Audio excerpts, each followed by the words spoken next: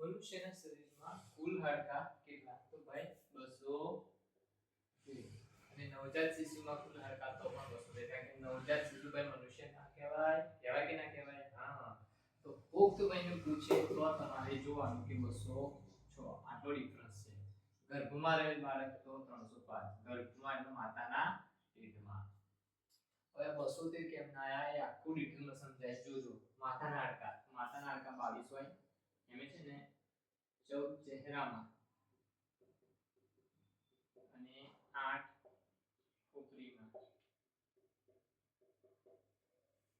છાતીના હાડકાં તો છાતીને બંને બાજુ પાછળ પિંજરાવે, એક બાજુ 12, આ બાજુ 12.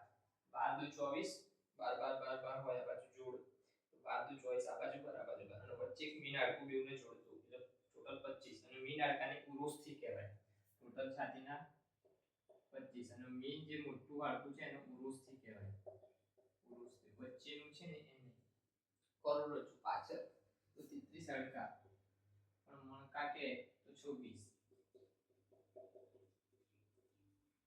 હાથના હાડકાં બંને એક હાથમાં 30, તો બંને હાથના થઈને 60.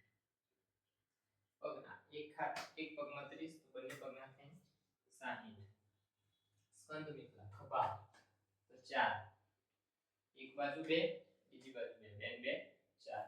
નિતંબ એટલે આ ભાગ ભાઈ આપણો, આ જે એની પર આપણે બેસી શકીએ છીએ તે 2 હોય. 2 હાડકાં બંને કાનમાં, એકમાં 3 તો બીજામાં 3, 3 ને 3 6. મુખના તળવામાં 1 હોય. 1 ગણી જુઓ.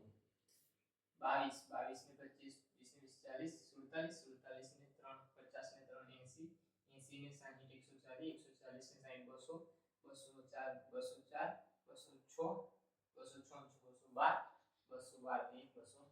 ટોટલ હાડકાં